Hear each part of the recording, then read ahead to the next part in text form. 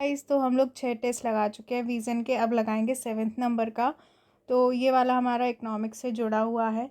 ठीक है, तो हमारे काफ़ी सारे इकोनॉमिक्स के जैसे स्टैटिक ऑकरेंट के जो टॉपिक्स हैं वो इनसे कंप्लीट हो जाते हैं। पर अभी हमारा प्रीलिम्स क्लोज है, तो आप ज़्यादा से ज़्यादा टेस्ट लगाइए, ध्यान से क्वेश्चंस पढ़िए, उनको करिए एकदम बिल्कुल फोकस होके पढ़िए कि क्या है। ठीक है, और अपने आप को एनालाइज करिए पढ़ने के बाद कि कहाँ पर आपकी मिस्टेक्स हो रही हैं और आपका स्कोर क्या आ रहा है ना, वो देखिए। तो हम लगाएंगे क्वेश्चंस। फर्स्ट, बाजार हस्तक्षेप योजना। ये लगवाने का मेनली मोटिव ये है कि इसका जो पीछे का एक्सप्लेनेशन होता है वो बहुत ज़्यादा होता है, कम से कम 50 पेजेस का रहता है, तो उसमें सबसे ज़्यादा स्टूडेंट्स को टाइम लगता है और वो इतना अच्छे से हम समझ नहीं पाते हैं। तो मेन टेस्ट तो आप खुद भी लगा सकते हैं, मेन मोटिव है कि उसको समझाना। ठीक है, जिससे आपके काफ़ी सारे कॉन्सेप्ट्स क्लियर हो जाएंगे। तो हम अपना क्वेश्चन देखते हैं। बाजार हस्तक्षेप योजना एमआईएस के संदर्भ में निम्नलिखित कथनों पर विचार कीजिए। एक, यह इस योजना का उद्देश्य उन खाद्य फसलों के घरेलू उत्पादन को बढ़ावा देना है जिनका भारत विदेशों से आयात करता है। दूसरा, एमआईएस के अंतर्गत एक केंद्रीय एजेंसी के रूप में नाफेड द्वारा एक निश्चित बाजार हस्तक्षेप मूल्य एमआईपी पर एक पूर्व निर्धारित मात्रा की खरीद की जाती है। उपयुक्त कथनों में से कौन से ऐसे सही है? ए केवल एक, बी केवल दो, सी एक और दो दोनों, डी ना तो एक ना तो दो। अगर आप फर्स्ट टाइम लगा रहे हैं टेस्ट तो आप मतलब लिख लीजिए नंबर 1 2 3, आपको जो भी लग रहा है ABCD लिख लीजिए और फिर जो आपको सही है तो सही टिक कर दीजिए, तो क्रॉस कर दीजिए। लास्ट में देखिए आपके कितने सही हो रहे हैं, है ना। और कुछ नोट करने का है तो आप नोट कर लीजिए, है ना, अगर आपको नहीं पता है आगे के लिए। और लगा चुके हैं तो आप सिर्फ एक्सप्लेनेशन देख सकते हैं टेस्ट। ठीक है, मतलब सुन सकते हैं। क्या होता है ना कि मतलब इसमें आपको कई चीज़ें ऐसी मिल जाती है जो आपको बुक्स में नहीं मिलती हैं। मेन बहुत सारे कॉन्सेप्ट क्लियर हो जाते हैं जो एग्ज़ाम्स के रिलेटेड अभी इंपॉर्टेंट चल रहे होते हैं। मेन मोटिव वही है ये कराने का। ठीक है, कि आपको जो भी एग्ज़ाम रिलेवेंट है वो हो जाए बस। तो अब देखते हैं इसका आंसर क्या है। देखिए फर्स्ट का हमारा बी सही है। बाजार हस्तक्षेप योजना जो है एमआईएस एक मूल्य समर्थन आधारित तंत्र है। ठीक है, ये क्या है? एक मूल्य समर्थन आधारित तंत्र है। यह योजना बाजार कीमतों में गिरावट होने की स्थिति में राज्य सरकारों के अनुरोध पर शीघ्र खराब होने वाली और बागवानी पण्य वस्तुओं की खरीद के लिए लागू की जाती है।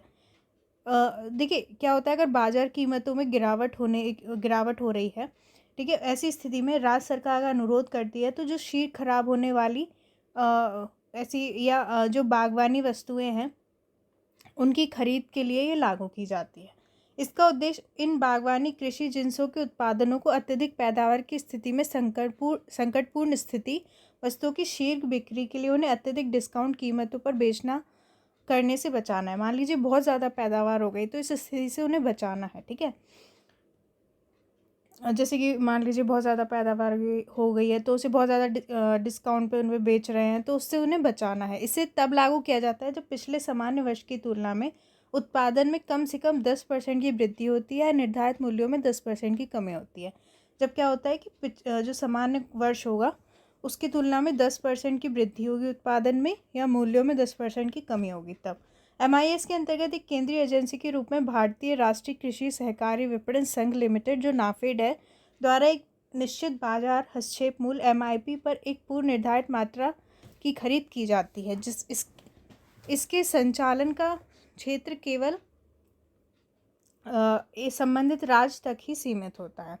तो क्या होता है, एक केंद्रीय एजेंसी है नाफेड, उसके द्वारा क्या है, एक निश्चित बाजार हस्तक्षेप मूल्य पर एक पूर्व निर्धारित मात्रा की खरीद की जाती है। ठीक है, एक पूर्व निर्धारित मात्रा में वो खरीदता है। इसके संचालन का क्षेत्र केवल संबंधित राज्य तक ही होता है। राज्यों संघ राज्य क्षेत्रों की सरकारों के विशेष अनुरोध पर एमआईएस के प्रस्ताव को स्वीकृति प्रदान की जाती है। जो राज्य और संघ राज्य क्षेत्र होंगे उनके अनुरोध पर एमआईएस के प्रस्ताव को स्वीकृति प्रदान की जाती है। ऐसा प्रस्ताव तभी स्वीकृत किया जाता है जब राज्यों संघ राज्य क्षेत्रों की सरकारें इसके कार्यान्वयन के कारण होने वाले नुकसान यदि कोई हो का 50% पूर्वोत्तर राज्यों के मामले में 25% वहन करने के लिए तैयार है। ठीक है, जब क्या होता है कि सरकार इसका जो है नुकसान वहन करने के लिए तैयार हो। एमआईएस के तहत राज्यों को धन आवंटन नहीं किया जाता है। ठीक है, इसके बजाय एमआईएस के दिशा निर्देशों के अनुसार होने वाले नुकसानों का मुख्य भाग राज्यों संघ राज्य क्षेत्रों की सरकारों को जारी किया जाता है, जिसके लिए उनसे प्राप्त विशिष्ट प्रस्तावों के आधार पर MIS को अनुमोदित किया गया है। तो फर्स्ट का हमारा बी सही है, मतलब दूसरा सही है, पहला सही नहीं है।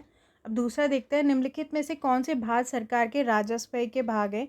एक, परिसंपत्ति निर्माण हेतु सरकार को दिया गया अनुदान। दूसरा, विधवाओं को दी जाने वाली सब्सिडी और पेंशन। तीसरा, राफेल विमान की खरीद। चौथा, सरकार द्वारा लिए गए कर्ज पर ब्याज का भुगतान। बताना है कौन सा सही है। ए केवल 1-4, बी केवल 2-3, सी 1-2-3-4, डी केवल 1-2-4। 2 का देखिए हमारा डी सही है। भारतीय संविधान के आर्टिकल जो 112 के तहत, ठीक है, वार्षिक वित्तीय विवरण में सरकार के राजस्व लेखा पर होने वाले व्यय और उनके अन्य व्ययों को अलग अलग दर्शाना होता है। तो आर्टिकल 112 जो है 112 के तहत वार्षिक वित्तीय विवरण में सरकार के जो राजस्व लेखा पर होने वाले व्यय और अन्य व्यय को दर्शाते हैं। इसलिए सरकार के बजट में राजस्व बजट और पूंजीगत बजट दोनों शामिल होते हैं। राजस्व बजट में सरकार की राजस्व प्राप्तियां और इन राजस्व से किए गए व्यय शामिल होते हैं। तो राजस्व बजट में क्या होता है? राजस्व प्राप्तियां और राजस्व व्यय होते हैं। राजस्व प्राप्तियों में कर राजस्व और अन्य राजस्व जैसे ब्याज, सरकार द्वारा किए गए निवेश पर लाभांश, शुल्क और सरकार द्वारा प्रदान की गई सेवाओं के लिए अन्य प्राप्तियां निहित होती हैं। ठीक है, तो राजस्व प्राप्तियों में क्या होते हैं? जो टैक्स होगा वो सब, अन्य राजस्व जैसे ब्याज, ठीक है, सरकार द्वारा किए गए निवेश पर जो लाभांश होगा, शुल्क, सरकार द्वारा प्रदान की गई सेवाओं के लिए अन्य प्राप्तियां, ये सब होंगे। राजस्व में सरकार के लिए परिसंपत्तियों का निर्माण नहीं होता, मतलब कोई एसेट नहीं बनती है, ठीक है, जबकि पूंजीगत व्यय परिसंपत्तियों के निर्माण से संबंधित होता है। पूंजीगत व्यय में क्या होता है? कुछ ना कुछ एसेट बनती है। पूंजीगत व्यय में सरकार द्वारा किया गया निवेश भी शामिल होता है। तो जो निवेश होता है वो पूंजीगत व्यय में शामिल होता है, जो भविष्य में लाभ या लाभांश प्रदान करता है। राजस्व व्यय सरकारी विभागों विभिन्न सेवाओं के समान कामकाज से संबंधित होता है। जो राजस्व है, जो भी सरकारी विभाग है, विभिन्न सेवाओं के समान कामकाज से संबंधित होता है। इसके साथ ही सरकार द्वारा ऋणों पर दिए गए ब्याज भुगतान, ठीक है, जो भी ऋणों पर ब्याज देती है सरकार, और राज्य सरकारों अन्य पक्षकारों को दिए गए अनुदान, भले ही कुछ अनुदान परिसंपत्तियों के निर्माण के लिए उसे संबंधित होता है। ठीक है, ये पेंशन, सब्सिडी, वेतन, बाजार ऋणों पर ब्याज का भुगतान, सरकार के राजस्व व्यय के सब भाग होते हैं। देखिए, मिसाइल, टैंक, लड़ाकू विमान तथा पनडुब्बियों जैसे नए हथियार और हथियार प्रणालियों की खरीद के लिए बड़े स्तर पर पूंजी निवेश की आवश्यकता होती है। केंद्र सरकार के पूंजीगत व्यय का लगभग 1/3 भाग रक्षा क्षेत्र को प्रदान किया जाता है। तो ये पूंजीगत व्यय में आता है, जिसमें से अधिकांश हिस्सा हथियार की खरीद के लिए उपयोग होता है। अतः राफेल विमान की खरीद पूंजीगत व्यय का भाग है, तो ये पूंजीगत व्यय में आएगा। तो 2 का हमारा डी सही है, पहला, दूसरा, चौथा सही है, ठीक है, तीसरा सही नहीं है। अब देखते हैं थर्ड क्वेश्चन। सीमांत स्थायी सुविधा MSF और सांविधिक तरलता अनुपात SLR के संदर्भ में निम्नलिखित कथनों पर विचार कीजिए। एक, MSF दर वह होती है जिसमें अनुसूचित बैंक सरकारी प्रतिभूतियों के बदले RBI से एक रात के लिए धन उधार ले सकते हैं। दूसरा, SLR बैंक ऋण का कुशलतापूर्वक उपयोग करके घरेलू बाजार में तरलता को नियंत्रित करने का एक साधन है। तीसरा, MSF को हमेशा रेपो रेट से अधिक निर्धारित किया जाता है। कौन सा सही है? ए केवल 1-2, बी केवल 2-3, सी केवल 3, डी 1-2-3। देखिए, 3 का हमारा डी सही है, सांविधिक तरलता अनुपात SLR कुल जमाओं का वह भाग होता है, देखिए क्या होता है, जिसे वाणिज्यिक बैंकों द्वारा तरल रूप से अपने पास रखना आवश्यक होता है। ठीक है, SLR को क्या होता है, जो वाणिज्यिक बैंक होते हैं लिक्विडिटी फॉर्म में अपने पास रखना होता है। आमतौर पर वाणिज्यिक बैंक इस धन का उपयोग सरकारी प्रतिभूतियों को रखने के लिए करते हैं। तो जो गवर्नमेंट सिक्योरिटीज़ को खरीदने के लिए करते हैं इस धन का उपयोग। ठीक है, इस प्रकार सांविधिक तरलता अनुपात का उपयोग जहां एक और बैंकिंग प्रणाली की अतिरिक्त तरलता को समाप्त करने के लिए किया जाता है। जो SLR होता है उसका यूज़, मतलब जो ज़्यादा लिक्विडिटी अगर हो जाती है तो उसको ख़त्म करने के लिए किया जाता है। अगर देखें, RBI SLR बढ़ा देता है ना, कि बैंकों को SLR ज़्यादा करना है, ठीक है, तो उससे क्या होता है, फिर लिक्विडिटी कम हो जाती है, बैंक ऋण कम दे पाएंगे, है ना, तो ये हो जाता है। तो क्या होता है कि वहीं दूसरे इसका उपयोग सरकार के लिए राजस्व जुटाने हेतु किया जाता है। तो सरकार के लिए राजस्व जुटाने के लिए भी इसका उपयोग किया जाता है। SLR बैंक ऋण का कुशलतापूर्वक उपयोग करके घरेलू बाजार में तरलता को नियंत्रित करने का एक साधन है। मैंने बताया कैसे। सीमांत स्थायी सुविधा एमएसएफ। एमएसएफ वह दर होती है जिस पर अनुसूचित बैंक सरकारी प्रतिभूतियों के बदले में आरबीआई से एक रात के लिए उधार ले सकते हैं। एमएसएफ वह रेट होती है जिससे क्या होता है, जो अनुसूचित बैंक होते हैं वो जो गवर्नमेंट सिक्योरिटीज़ होती है उसके बदले क्या है, आरबीआई से एक रात के लिए ओवरनाइट अवधि के लिए धन उधार ले सकते हैं। एमएसएफ अनुसूचित वाणिज्यिक बैंक के लिए एक अत्यधिक अल्पकालिक उधार योजना है, मतलब बहुत कम समय के लिए उधार योजना है। नकदी तरलता की गंभीर कमी के दौरान बैंक एमएसएफ के माध्यम से धन उधार ले सकते हैं। अगर एकदम से पैसे की या लिक्विडिटी की कमी हो जाती है नकदी की, तो क्या होता है कि बैंक एमएसएफ के माध्यम से उधार ले सकते हैं। जब बैंक के पास उधार लेने के अन्य सभी विकल्प समाप्त हो जाते हैं तब एमएसएफ उनके लिए उधार लेने का अंतिम उपाय होता है। बैंकों के उधार लेने के अन्य विकल्पों में तरलता समायोजन सुविधा शामिल है। इस सुविधा के तहत सरकारी प्रतिभूतियों को गिरवी रखकर उधार प्राप्त किया जाता है। इस सुविधा के तहत क्या है, जो सरकारी प्रतिभूति होती है उनको गिरवी रखकर उधार लिया जाता है। इस विकल्प से प्राप्त उधार की ब्याज दर एमएसएफ के माध्यम से प्राप्त उधार की ब्याज दर की तुलना में कम, अर्थात रेपो दर होती है। एमएसएफ बैंकों के लिए एक दंडात्मक दर होती है। एमएसएफ क्या एक दंडात्मक दर होती है, अतः इस विकल्प का उपयोग करने के बजाय बैंक सांविधिक तरलता अनुपात की सीमा के भीतर सरकारी प्रतिभूतियों को गिरवी रखकर धन उधार ले सकते हैं। मतलब एमएसएफ की जगह बैंक क्या करते हैं, जो एसएलआर है, ठीक है, उसकी सीमा के भीतर सरकारी प्रतिभूतियों को गिरवी रखकर धन उधार ले सकते हैं। एमएसएफ योजना आरबीआई द्वारा प्रस्तुत की गई है, जिसका उद्देश्य अंतर बैंक बाजार में एक रात के लिए उधार की दरों में मौजूद अस्थिरता को कम करना और वित्तीय प्रणाली में सुचारू मौद्रिक संचरण सुनिश्चित करना। दंडात्मक दर होने के कारण एमएसएफ को हमेशा रेपो दर से अधिक निर्धारित किया जाता है। एमएसएफ हमेशा रेपो रेट से ज़्यादा होगा। जब बैंकों के पास उधार लेने के अन्य सभी विकल्प समाप्त हो जाते हैं तब एमएसएफ उनके लिए उधार लेने का अंतिम उपाय होता है। बैंकों के उधार लेने के अन्य विकल्पों में तरलता समायोजन सुविधा एलएएफ शामिल है। इस सुविधा के तहत सरकारी प्रतिभूतियों को गिरवी रखकर उधार प्राप्त किया जाता है। इस विकल्प से प्राप्त उधार की ब्याज दर एमएसएफ के माध्यम से प्राप्त उधार की ब्याज दर की तुलना में कम, अर्थात रेपो दर होती है।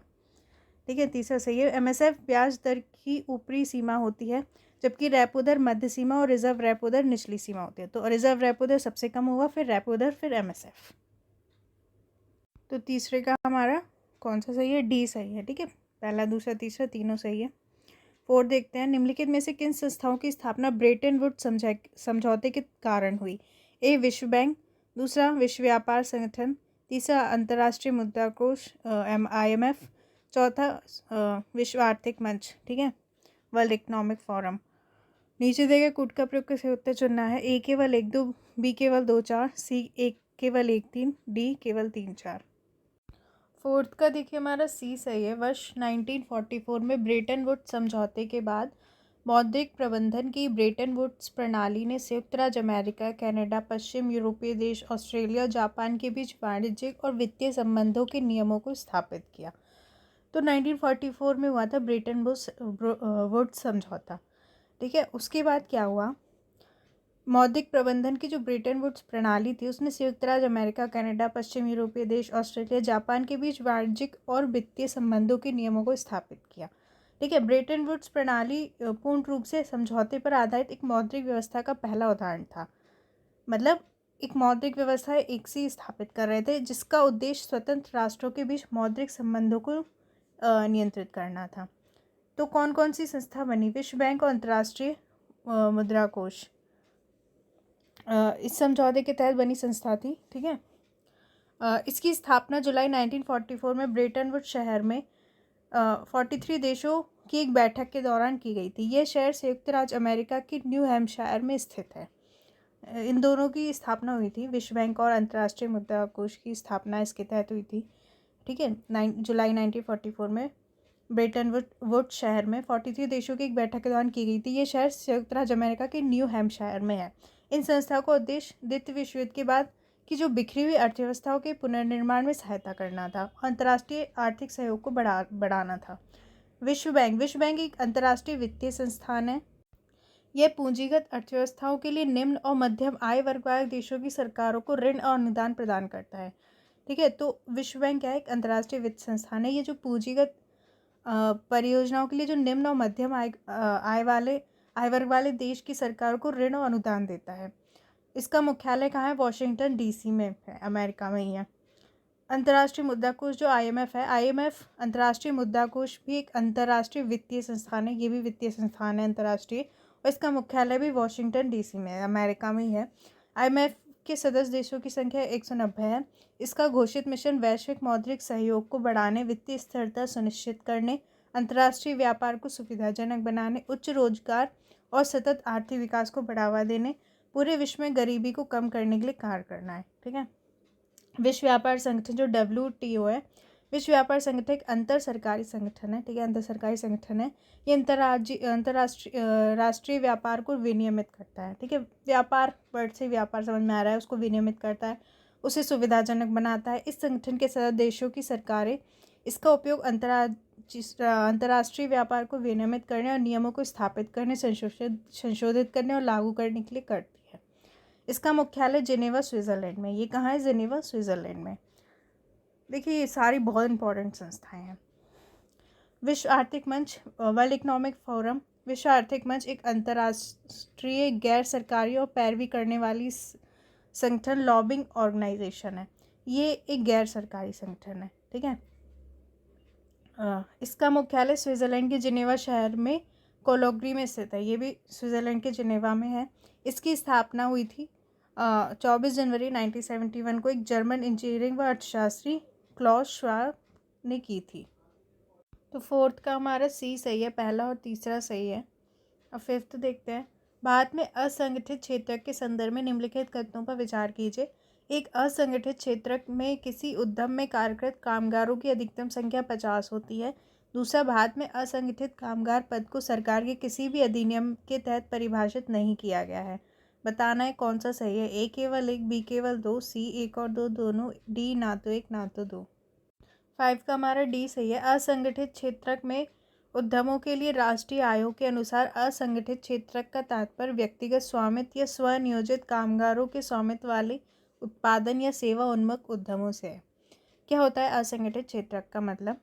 जो असंगठित क्षेत्र में उद्यमों के लिए राष्ट्रीय आयोग है, उसके अनुसार असंगठित क्षेत्र का मतलब होता है व्यक्तिगत स्वामित्व या स्वनियोजित कामगारों के स्वामित्व वाले उत्पादन या सेवा उन्मुख उद्यमों से है। ठीक है। इन उद्यमों में नियोजित कामगारों की संख्या 10 से अधिक नहीं होती, मतलब 10 से अधिक नहीं होती।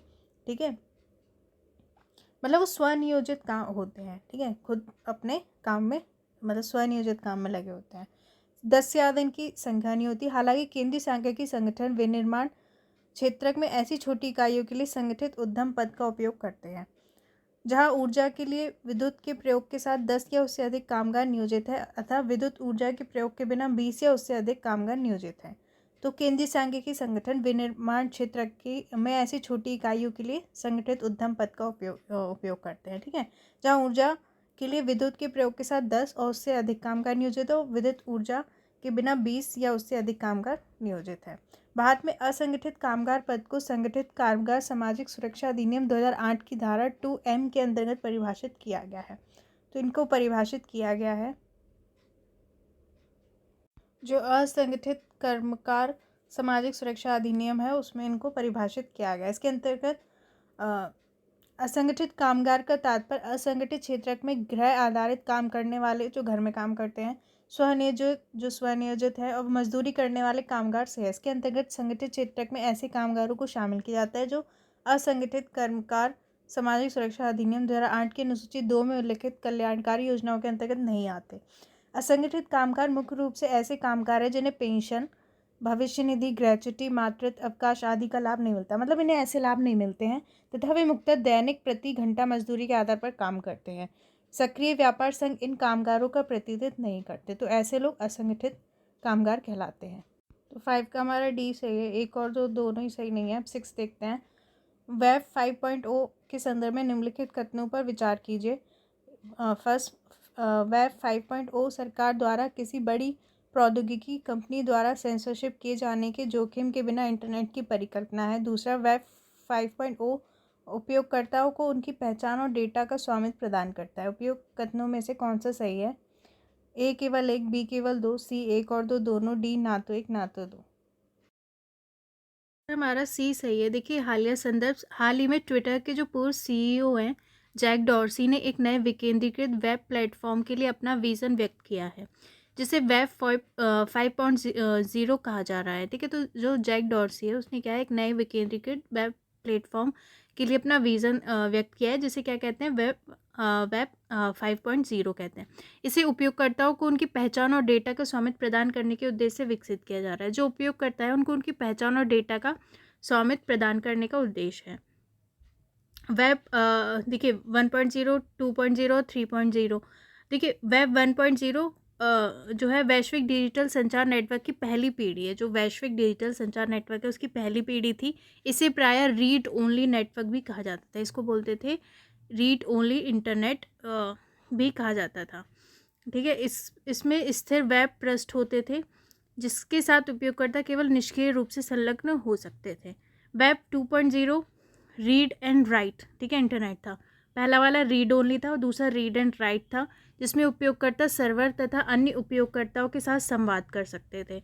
इसके कारण सोशल वेब का निर्माण हुआ। यह वर्ल्ड वाइड वेब www है, जिसका उपयोग हम वर्तमान में करते हैं।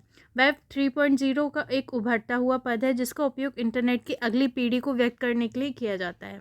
यह रीड राइट एग्जीक्यूट, यह है रीड, पहला था रीड ओनली, दूसरा रीड एंड राइट, तीसरा रीड राइट एग्जीक्यूट वेब है तथा विकेंद्रीकरण इसकी आधारशिला है। इसमें ब्लॉकचेन तकनीक का उपयोग किया जाता है और ये कृत्रिम बुद्धिमत्ता और मशीन लर्निंग द्वारा संचालित होता है। 3.0, ठीक है। वेब 4.0 क्या है कि सेवाएं स्वायत्ता, अग्रसक्रिय, कंटेंट अन्वेषी, सूचनाओं को स्वतंत्र एकत्रित और संसाधित करने वाली, सहयोगपूर्ण और कंटेंट उत्पादक होगी। ये सेवाएं कृत्रिम बुद्धिमत्ता, AI, आर्टिफिशियल इंटेलिजेंस के साथ साथ किसी भाषा का अर्थ समझने, मतलब किसी भाषा का मतलब समझने और उसको तार्किक रूप से सोचने समझने में पूरी तरह से परिपक्व तकनीकों पर आधारित होंगे। ये बदलती स्थितियों के अनुसार कंटेंट को प्रस्तुत करने में सहायक होंगी, जिसमें किसी इंटेलिजेंट एजेंट के माध्यम से वेब डेटाबेस का उपयोग होगा। इसके उदाहरणों में सेंसर और इम्प्लांट्स का उपयोग करते हुए दी जाने वाली सेवाएं, ठीक है, प्राकृतिक भाषा संबंधी सेवाएं या आभासी वास्तविकता वर्चुअल रियलिटी संबंधी सेवाएं हो सकती है। जैसे कि आप देखते हैं वर्चुअल रियलिटी, ठीक है, प्राकृतिक भाषा संबंधी सेवाएं, ये सारी जो आप देखते हैं सेंसर वगैरह, तो ये इसमें आ जाते हैं। वेब 5.0 क्या है? वेब 5.0 का उद्देश्य एक अतिरिक्त विकेंद्रीकृत वेब का निर्माण करना है। ठीक है, इसका उपयोगकर्ता को उनके डेटा और पहचान संबंधी जानकारियों पर नियंत्रण प्रदान करना है। तो क्या है कि जो उपयोगकर्ता है उनको उनके जो डेटा है और पहचान संबंधी जो जानकारियाँ हैं उस पर उनका नियंत्रण रहेगा। सरल शब्दों में कहा जाए तो वेब 2.0, 3.0 का संयोजन 5.0 है, जो उपयोगकर्ताओं को इंटरनेट पर उनकी पहचान संबंधी जानकारियों का स्वामित्व प्रदान करेगा, साथ ही उन्हें अपने डेटा को नियंत्रित करने में सक्षम बनाएगा। वेब 3.0 और 5.0 दोनों ही सरकारों या बड़ी प्रौद्योगिकी कंपनियों द्वारा किए जाने वाले सेंसरशिप या इंटरनेट सेवा में किसी उल्लेखनीय कटौती के भय के बिना इंटरनेट की परिकल्पना प्रदान करते हैं। तो 6 का हमारा सी सही है, एक और दो दोनों ही सही है। अब 7 देखते हैं। विश्व व्यापार संगठन WTO के तहत ग्रीन बॉक्स सब्सिडी के संदर्भ में निम्नलिखित कथनों पर विचार कीजिए। एक WTO के तहत ग्रीन बॉक्स सब्सिडी को बिना किसी वित्तीय सीमा के बढ़ाया जा सकता है। दूसरा, भारत की सार्वजनिक वितरण प्रणाली PDS के तहत प्रदान की जाने वाली सब्सिडी ग्रीन बॉक्स सब्सिडी के अंतर्गत आती है।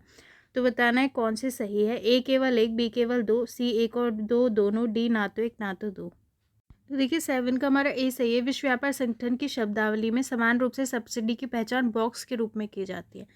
तो WTO की जो वर्डिंग है, शब्दावली है, उसमें सब्सिडी की पहचान कैसे बॉक्स के रूप में करते हैं। इन्हें ट्रैफिक लाइट की तरह रंग दिए जाते हैं, जैसे ग्रीन बॉक्स अनुमति प्राप्त सब्सिडी है ना, मतलब जिसकी अनुमति होती है। एम्बर बॉक्स ऐसी सब्सिडी जिसे कम करने की आवश्यकता है। रेड बॉक्स ऐसी सब्सिडी जो पूरी तरह से अस्वीकृत है। कृषि क्षेत्र में ऐसी चीज़ें आमतौर पर अधिक जटिल होती हैं। WTO के कृषि संबंधी प्रावधानों में रेड बॉक्स नहीं है। हालांकि किसी देश द्वारा एम्बर बॉक्स में उस स्तर से अधिक घरेलू सहायता प्रदान करने पर प्रतिबंध जिस स्तर पर तक देश ने उसे घटाने की प्रतिबद्धता व्यक्त की हो। WTO की सब्सिडी में एक और श्रेणी है जिसे ब्लू बॉक्स कहा जाता है। ये केवल उन्हीं कार्यक्रमों के लिए दी जाती है जो उत्पादन के स्तर को सीमित करते हैं। इसमें एक ब्लू बॉक्स सब्सिडी भी होती है जो उन्हीं कार्यक्रमों के लिए दी जाती है जो उत्पादन के स्तर को सीमित करते हैं। ठीक है। एम्बर बॉक्स वे सभी घरेलू समर्थन उपाय जो अपवादों के साथ जिन्हें उत्पादन और व्यापार को विकृत करने वाला माना जाता है एम्बर बॉक्स में आते हैं। इनमें कीमतों का समर्थन करने के उपाय या सीधे उत्पादन मात्रा में से संबंधित सब्सिडी शामिल। देखिए क्या होता है ना, 3 बॉक्स होते हैं, amber box, green box, blue box. तो ब्लू बॉक्स सब्सिडी, तो एम्बर बॉक्स में क्या होता है, ऐसी सब्सिडी आ जाती है जिससे क्या होता है कि मतलब उनका जो व्यापार है वो विकृत हो रहा है, ख़राब हो रहा है, ठीक है। व्यापार को गलत मतलब व्यापार में छेड़छाड़ करने के लिए, अपना व्यापार बढ़ाने के लिए दी जा रही है, सरल शब्दों में।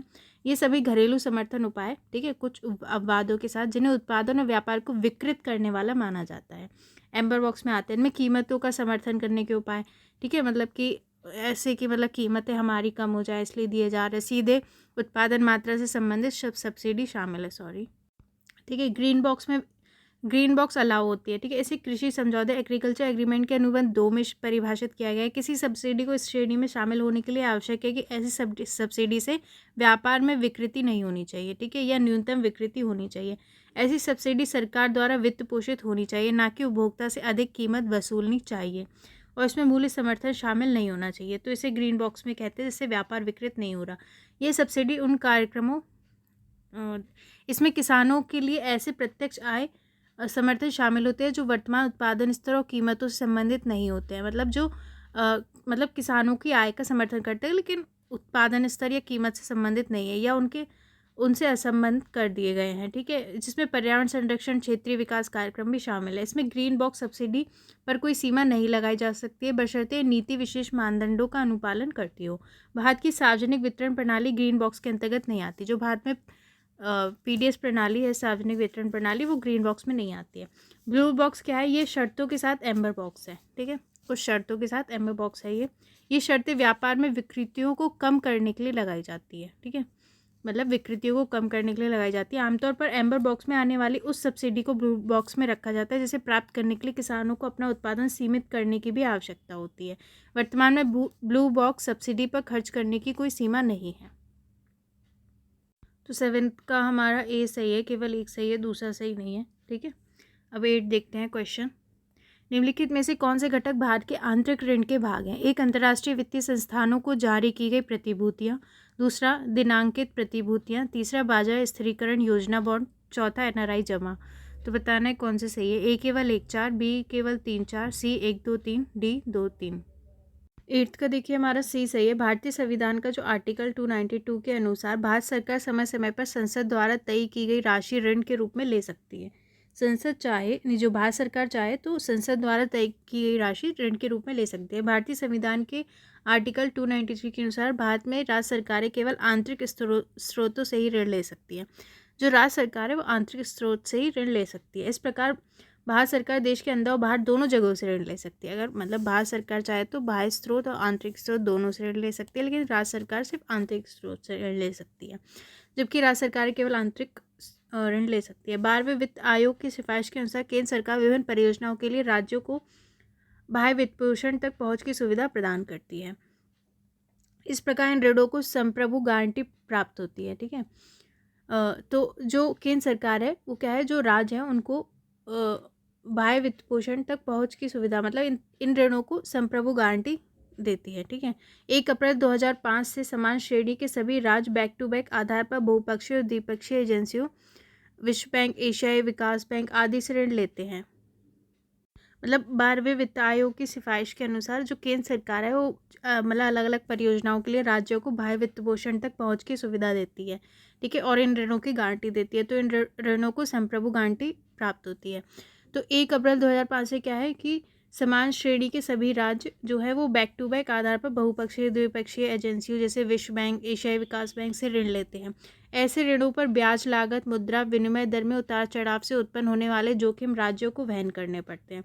तो इसमें जो भी मतलब जो भी ब्याज है, ठीक है, मुद्रा विनिमय दर में जो भी उतार चढ़ाव होते हैं, ऐसे जोखिम राज्यों को वहन करने पड़ते हैं। विशेष श्रेणी के राज्यों, पूर्वोत्तर राज्यों, हिमाचल प्रदेश, उत्तराखंड, जम्मू कश्मीर के मामले में राज्य सरकारों के बाह्य ऋण का भुगतान केंद्र सरकार करती है, ठीक है। सामान्य श्रेणी के राज्यों को खुद वहन करने पड़ते हैं, लेकिन विशेष श्रेणी के राज्यों के ऋण का भुगतान केंद्र सरकार करती है। इसे 90% ऋण और 10% अनुदान के रूप में दिया जाता है। भारत में केंद्र सरकार की कुल देनदारियां निम्न श्रेणियों की होती है, ठीक है। तो भारत सरकार क्या करती है, आंतरिक ऋण लेती है, बाह्य विदेशी ऋण लेती है, ठीक है, सार्वजनिक खाता देयताएं होती है। भारत में सार्वजनिक ऋण में केवल केंद्र सरकार द्वारा लिए गए आंतरिक और बाह्य ऋण शामिल है। सार्वजनिक ऋण में शामिल होते हैं जो उसने अंदर अपने देश में से ऋण लिया है और बाहर से ऋण लिया है। जहाँ एक तरफ आंतरिक ऋण में भारतीय अर्थव्यवस्था के निवासी इकाइयों रेसिडेंस यूनिट की अन्य निवासी इकाइयों के प्रति देनदारियाँ शामिल होती हैं, ठीक है। वहीं बाहर ऋण में निवासी इकाइयों की गैर निवासी इकाइयों नॉन रेसिडेंस यूनिट के प्रति देनदारियाँ शामिल होती हैं। अब देखते हैं आंतरिक ऋण के अंतर्गत आने वाले प्रमुख लिखित कुछ निम्न प्रकार है। आंतरिक ऋण के अंतर्गत क्या आता है? दिनांकित प्रतिभूतियाँ, डेटेड सिक्योरिटीज। यह मुख्य रूप से निश्चित कूपन वाली प्रतिभूतियाँ होती है, ठीक है। दिनांकित प्रतिभूतियाँ जो डेटेड सिक्योरिटीज होते हैं, ये मुख्य रूप से क्या है? निश्चित कूपन वाली, एक निश्चित कूपन वाली प्रतिभूतियाँ होती है जो अल्प, मध्यम और दीर्घ परिपक्वता अवधि के लिए उपलब्ध होती है। मतलब अल्प समय, मध्य समय और दीर्घ परिपक्वता अवधि के लिए उपलब्ध होती है। इनकी एक निश्चित मोचन तिथि, रिडेम्पशन डेट होती है इनकी। ये केंद्र सरकार के वित्तीय घाटे, जो कि 2010-11 में लगभग 91% था, कि वित्त पोषण का एकमात्र सबसे महत्वपूर्ण घटक है, ठीक है। ये जो केंद्र सरकार है उसके वित्तीय घाटे के वित्त पोषण का एकमात्र सबसे महत्वपूर्ण घटक है। इसकी औसत परिपक्वता अवधि लगभग 10 वर्ष होती है। सेकंड देखिए ट्रेजरी बिल्स। ये शून्य कूपन वाली प्रतिभूतियाँ होती हैं, ठीक है। ट्रेजरी बिल्स जिन्हें छूट पर जारी किया जाता है, ठीक है। इनको क्या है? छूट पर जारी किया जाता है। परिपक्व होने पर इन्हें अंकित मूल्य फेस वैल्यू पर भुनाया जाता है। इन्हें छूट पर जारी करते हैं और इन्हें फेस वैल्यू पर जो इनकी फेस वैल्यू होती है उस पर इन्हें भुनाया जाता है। इन्हें सरकार के नीलामी कार्यक्रम के तहत अल्पकालिक प्राप्तियों और व्यय के बीच होने वाले असंतुलन को ठीक करने हेतु जारी किया जाता है, ठीक है। इन्हें 3 अवधियों अर्थात 91 डेज, 182 दिन और 364 डेज दिन में जारी किया जाता है, ठीक है। इनकी 3 अवधि होती है, ये ध्यान रखिए। ट्रेजरी बिल देखिए किन किन से लेती है आंतरिक ऋण, ये ध्यान रखिए, ठीक है। 14 दिवसीय ट्रेजरी बिल अंतर्राष्ट्रीय वित्तीय संस्थानों को जारी की गई प्रतिभूतियाँ। इन प्रतिभूतियों को कई अंतर्राष्ट्रीय संस्थाओं के लिए भारत के योगदान के रूप में जारी किया जाता है। इन संस्थाओं में होती है अंतर्राष्ट्रीय मुद्रा कोष IMF को, अंतर्राष्ट्रीय पुनर्निर्माण और विकास बैंक IBRD को, अंतर्राष्ट्रीय विकास संघ IDA को, एशियाई विकास बैंक ADB को, अंतर्राष्ट्रीय कृषि विकास निधि IFAD को आदि शामिल है। अल्प बचत स्मॉल सेविंग के विरुद्ध जारी प्रतिभूतियाँ होती हैं। अल्प बचत योजनाओं के तहत जमा कुल राशि को राष्ट्रीय अल्प बचत निधि में जमा किया जाता है, ठीक है।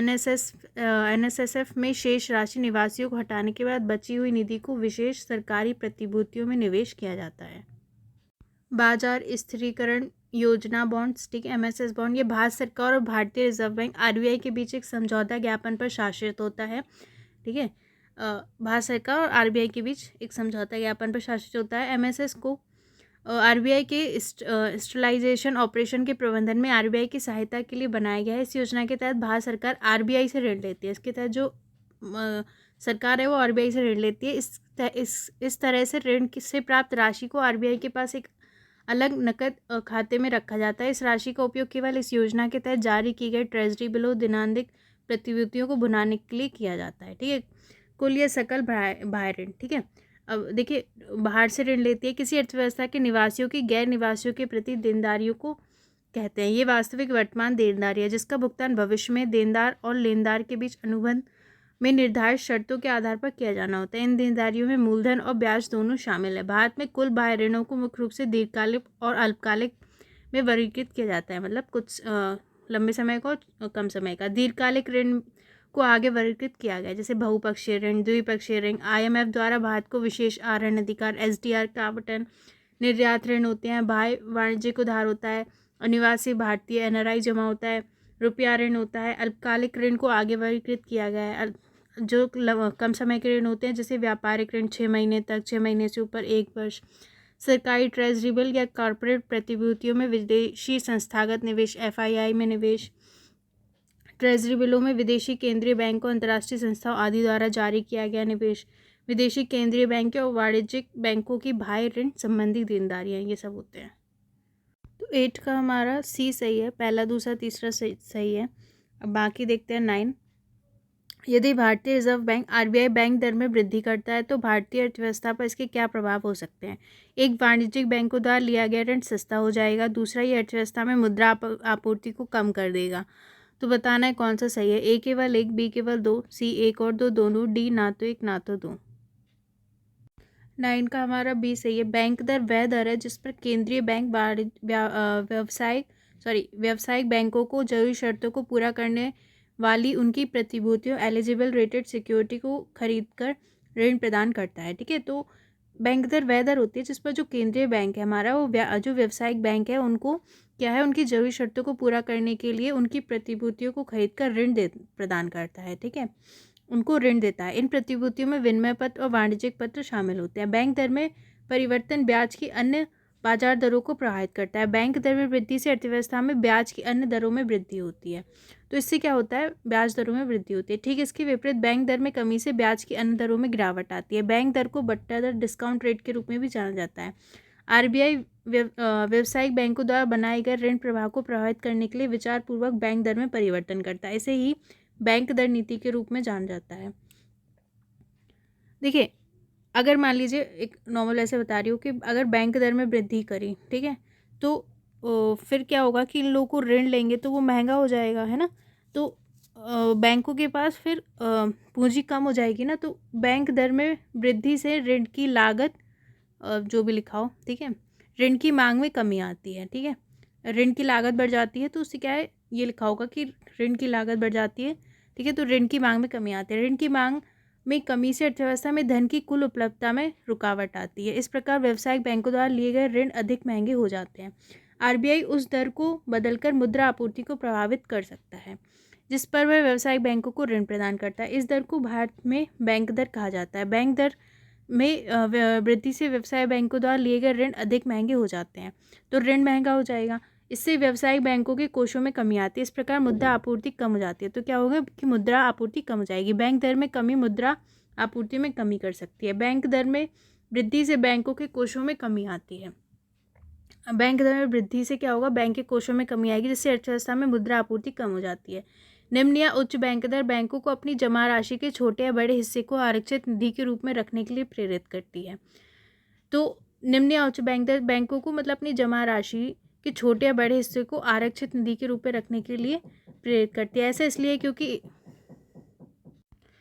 इन दरों के कारण आरबीआई से उधार लेना पहले की तुलना में किफ़ायती अधिक महंगा हो जाता है। परिणामस्वरूप बैंक उधारकर्ताओं और निवेशकों को ऋण देने के लिए अपने संसाधनों को बड़े या छोटे हिस्सों का उपयोग करते हैं, जिससे गौण मुद्रा सेकेंडरी मनी सृजन में सहायता होती है, रुकावट आती है। इसके माध्यम से गुणक प्रक्रिया में वृद्धि या कमी होती है। संक्षेप में कहे तो निम्न या उच्च बैंक दरों के कारण आरक्षित जमा अनुपात में कमी या वृद्धि होती है। ठीक है, तो निम्न या उच्च बैंक दर के कारण आरक्षित जमा अनुपात में कमी या वृद्धि होती है, इसलिए मुद्रा गुणक के मूल्य में वृद्धि या कमी होती है, जो कि 1+ CDR करेंसी जमा अनुपात होता है। इस प्रकार उच्च शक्तिशाली मुद्रा की दी हुई मात्रा H के लिए मुद्रा की आपूर्ति बढ़ जाती है। दंडात्मक दरें बैंक दरों से जुड़ी हुई है। उदाहरण के लिए यदि कोई बैंक नगद आरक्षित अनुपात CRR और वैधानिक तरलता अनुपात SLR के आवश्यक स्तरों को बनाए नहीं रखता है तो आरबीआई ऐसे बैंकों पर जुर्माना लगा सकता है। ठीक है, वर्तमान समय में अर्थव्यवस्था में मुद्रा आपूर्ति को नियंत्रित करने के लिए तरलता समायोजन अनुपात रेपो रेट का उपयोग किया जाता है, ना कि बैंक दर का। तो 9 का हमारा बी सही है। ठीक है, दूसरा सही है, पहला सही नहीं है। तो देखिए, अगर क्या होगा कि बैंक दर में वृद्धि होगी तो मुद्रा की आपूर्ति कम हो जाएगी। ठीक है, ऋण सस्ता नहीं होगा, ऋण महंगा हो जाएगा। अब 10 देखते हैं। करेंसी जमा अनुपात CDR के संदर्भ में निम्नलिखित कथनों पर विचार कीजिए। ये लोगों द्वारा करेंसी में धारित मुद्रा और उसके द्वारा बैंक जमा के रूप में धारित मुद्रा का अनुपात है। दूसरा, इससे लोगों का तरलता अधिमान प्रतिबिंबित होता है। कौन सा सही है बताना है। A केवल 1, B केवल 2, C 1 और 2 दोनों, D ना तो 1 ना तो 2। 10 का हमारा C सही है। लोगों द्वारा करेंसी में धारित मुद्रा और बैंक जमा के रूप में धारित मुद्रा, मतलब लोगों द्वारा करेंसी में जो धारित मुद्रा होती है और बैंक जमा के रूप में धारित मुद्रा के अनुपात को करेंसी जमा अनुपात CDR कहा जाता है। अभी हमने ऊपर भी पढ़ा था। ठीक है, यदि किसी व्यक्ति को 1 रुपये आय प्राप्त होती है तो वह रुपये अपने बैंक खाते में रखेगा। ठीक है, और रुपये नगद के रूप में रखेगा। इससे लोगों का तरलता अधिमान प्रतिबिंबित होता है। ये शुद्ध रूप से व्यवहारिक प्राचल है जो अन्य बातों के अतिरिक्त व्यय के मौसमी पैटर्न, अर्थात किस मौसम में कितना उपभोग व्यय हुआ है, पर निर्भर करता है। उदाहरण के लिए त्योहारों के मौसम में जब लोग अपनी जमा को इस मौसम में अतिरिक्त खर्च को पूरा करने के लिए नगद में बदलते हैं तो CDR में वृद्धि होती है। तो 10 का हमारा C सही है। ठीक है, 1 और 2 दोनों सही है।